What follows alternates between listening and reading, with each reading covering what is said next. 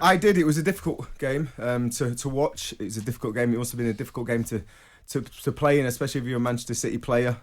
It was almost like 2 blocks of 5 for Atletico Madrid. They didn't really have any kind of forward play, no shots on target, no corners earned, no shots off target. Yeah. They were just there to sit back and soak it all up, and they nearly got away with it. But the changes that Manchester City made and Pep made, I thought was designed. I thought it was a strategy.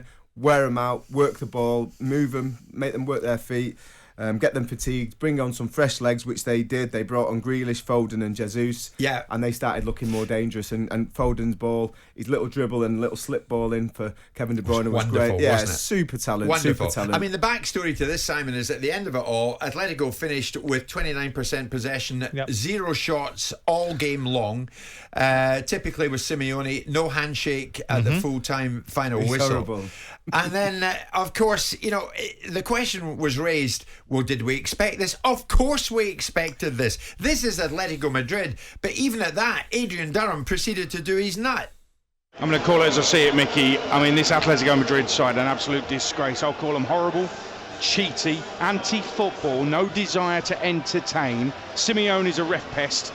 Players are sneaky, out-housing, Sunday League wrong-uns. We've all played against them in our time. Atletico Madrid have no desire to play football whatsoever. If I was João Felix, I'd ask for a transfer so I can continue being a professional footballer.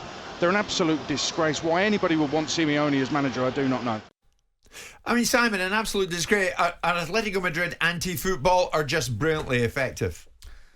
I think it's a ridiculous set of observations. You know, they won La Liga last year. They are not going to open the game up against Man City to play Manchester City's game. They're not going to do Anthony Joshua tactics of going in to fight the fight that will ultimately get you the defeat that you don't want. They're going to try and make the game difficult in the first leg at Manchester City. Manchester City have a team that costs 600 million. They have a team that costs half of that. Manchester City have a coach that's probably on a slightly different level to Simeone, although Simeone won't see it that way. But what is the point? The argument is, I tell you what, let's play Man City's game. Let's allow Man City to have all the space that they want. Let's allow Man City to be able to pass around us and do precisely what they want so that we can go into the second leg 5-0 down. And that argument is then exacerbated into a whole raft of superlatives by Adrian Durham that are not really worth us airing. The bottom line is, Atletico Madrid are a very decent side that are very difficult to play against. Their job is to make sure that Man City have a difficult task. Yeah. Some of the dark arts, well, okay, I'm not against that. I'm not against physical contact. I'm not against getting in the opposition's face. I'm not against winding people up to get the best result you can. I'm not against it. It's one thing people can control is their own mind. So Man City can control their reaction to it. They've done their job. Atletico Madrid will walk away from that game saying the only thing that better for us in that game could have been 0-0. Yeah. They're so very much in the That's their job. Oh, that's right. That's Trevor, their job. Here's the reason nobody should be surprised this morning. April the 10th, 1974. Celtic Park in Glasgow. Celtic against Atletico Madrid. They're both trying to get to the European Cup final. 70,000 at Celtic Park. Halfway through the second half, the referee had shown 10 yellow cards to the Spanish players, and then 3 Atletico players, Ayala, Diaz and Hernandez, were sent off. There was a punch up in the tunnel. We knew it then and we know it now. They have not changed. No, but listen, I can only judge on what I saw last night, and I saw 2 groups of players. One group of players were far superior, and the other manager realised that, and actually that's the talent in itself. If you realise that your team, if they go up against the team that you're against and say, right, let's have it end to end, we fancy ourselves, they're going to get battered. Exactly what Simon said. So what do you do if you're trying to get a result? You try and stay nice and firm, close at the back. You communicate. You don't be too expansive. You defend for your lives. You stay on your feet. You try and get under the skin of the opposition.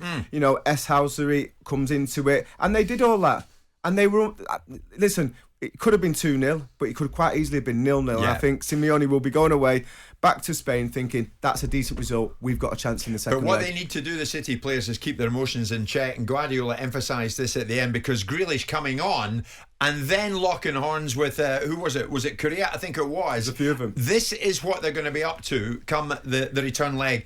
And Guardiola has already thrown that thought very much into our heads. We have to control our emotions and do what we have to do. We are good doing what we do, and there are things we are not good. So there will be a referee there, and we have to do our game. Prepare tactically, mentally, the game we're going to play in an incredible stadium, good environment. Like they are They have faced this kind of knockout stages many times in Atletico Madrid career, more than us, and it will be a good test for us, our maturity in this game.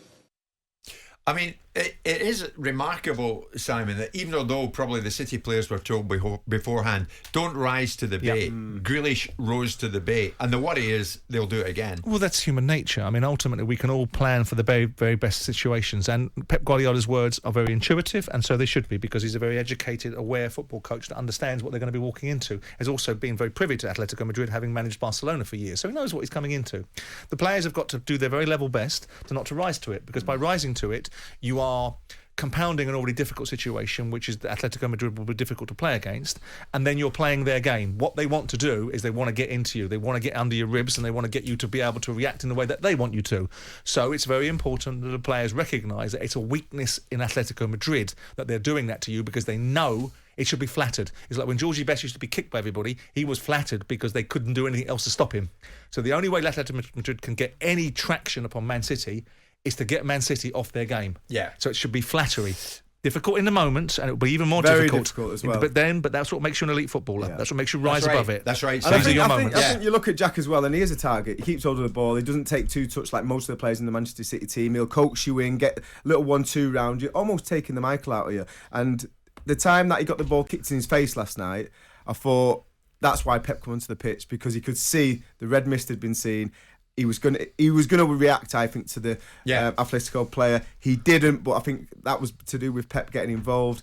Another situation happened where I think Zavic was pulling his hair and pinching him. These are the dark arts that people don't tell you about sometimes. Yeah. And they were up to it all night. But I think in the main, Man City players kept the composure. But that one incident, I think it could have gone off if Pep didn't come off. They're sneaky. They know every trick in the book, Simon. But they've got, the English club's got to stay above that, hasn't it? Be a man.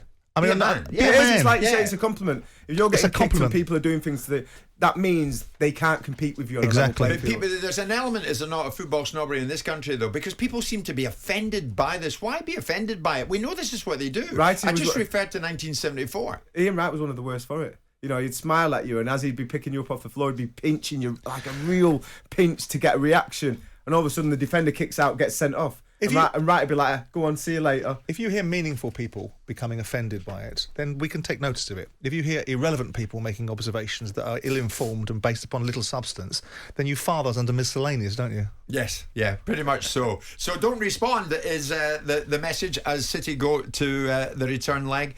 It seems to me by 1974, when Jimmy Johnson was on the receiving end of it from Ayala, Diaz, Hernandez, who were all red-carded, they were assassins in that team. Now they're just niggles. Now they do every little nasty trick in the book to try and bait you. You've got VAR, haven't you? So they can't be as obvious as they used to be. But also, in fairness, in the 70s, we can go back and look at Leeds United. Yeah. And we can say, what did they do in the middle of the 70s? The Billy Bremners of the world, the Johnny Giles of the world, with the dark arts, kicking everybody up in the air and doing the same thing. Wimbledon did it in the 90s. Yeah. Can't wait for this weekend, though, because after Liverpool did a job, as they did on Benfica last night, now all roads lead to City Liverpool this weekend. Couldn't it be more timely, could it? A lot to get through this morning. Jim White, Simon Jordan, Trevor Sinclair. We're live in talkSPORT.